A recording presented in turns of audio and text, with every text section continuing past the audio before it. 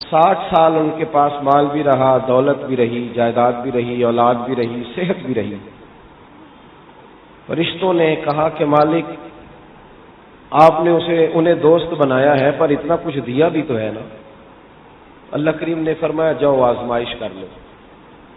فرشتے آئے، کھیت کھلیان جل گئے، جانور چلے گئے، آپ کی اولاد بھی کچھ ہی دنوں میں ساری انتقال کر گئی۔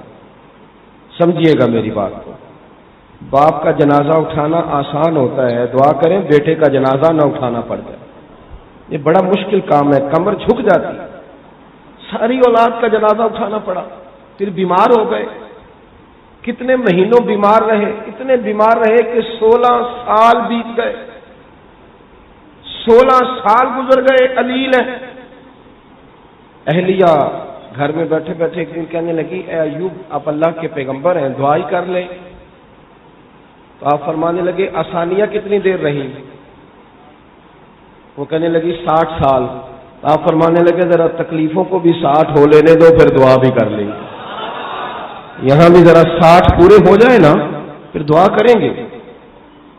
آپ کی زبان سے یہ جملے نکلے تو اللہ کریم نے آپ کو شفا عطا فرما دی۔ فرشتے بھی رشک کرنے لگے کہ کیا امتحان میں کامیابی ملی ہے۔ جانور بھی آ گئے، کھیت کھلیان بھی سرسبز و شاداب ہو گئے، اولاد بھی اللہ نے عطا کر دی۔ ایک دن گھر میں بیٹھے بیٹھے نا آپ کی اہلیہ کہنے لگی اے ایوب اللہ نے آپ کو آسانی عطا کر دی، ایک سوال میرے ذہن میں آتا ہے، اگر آپ کہیں تو پوچھوں؟ فرمایا پوچھئے۔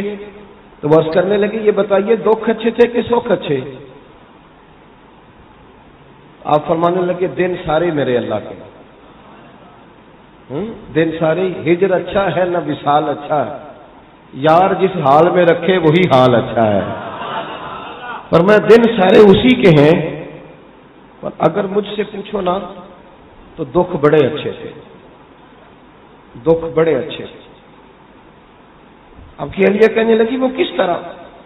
تو آپ فرمانے لگے جب میں بیمار تھا نا تو 24 گھنٹے میں ایک بار میرا رب میرا حال پوچھا کرتا تھا، ایوب تیرا کیا حال ہے؟ فرمایا 12 گھنٹے تو مزے میں گزر جاتے تھے کہ اللہ نے حال پوچھ لیا، اور پھر اگلے 12 گھنٹے میں انتظار کرتا تھا کہ وہ دوبارہ کب حال پوچھے گا۔ اب آسانیاں تو آ گئی ہیں، پر اب وہ حال تو نہیں نہ پوچھتا، اب آسانیاں تو آ گئی۔ جب چاروں جانب سے دکھوں نے گھیر لیا اور محبوب کریم رات کو جناب ام ہانی کے گھر میں لیٹے تو داڑھی مبارک پر مقدس آنسو گرنے لگے، تو رب کریم نے فرمایا جبریل جائیے نا ذرا اور میرے محبوب سے فرمائیے محبوب آ جائیں، رب آپ سے ملاقات کا شوق رکھتا ہے۔ تو ایک تو حکمت معراج کی یہ ہے کہ جب دکھ آپ کو گھیر لیں، جب آزمائشیں بڑھ جائیں، آسانیوں میں تو ساری دنیا ہی کام کرتی ہے، کام کرنے کا مزہ ہی تکلیف میں آتا ہے۔ تھوڑی مشقت کریں تو پھر وہ اس کے اندر حسن پیدا ہوتا ہے۔ دوسری بات معراج، اللہ کریم نے فرمایا سبحان الذی اسری بعبدہ، نبی کریم علیہ السلام کو اللہ نے بڑی شانیں عطا فرمائی، انا ارسلناک شاہدا ومبشرا ونذیرا وداعیا الی اللہ باذنہ وسراجا منیرا، بڑی شانیں دی ہیں نا۔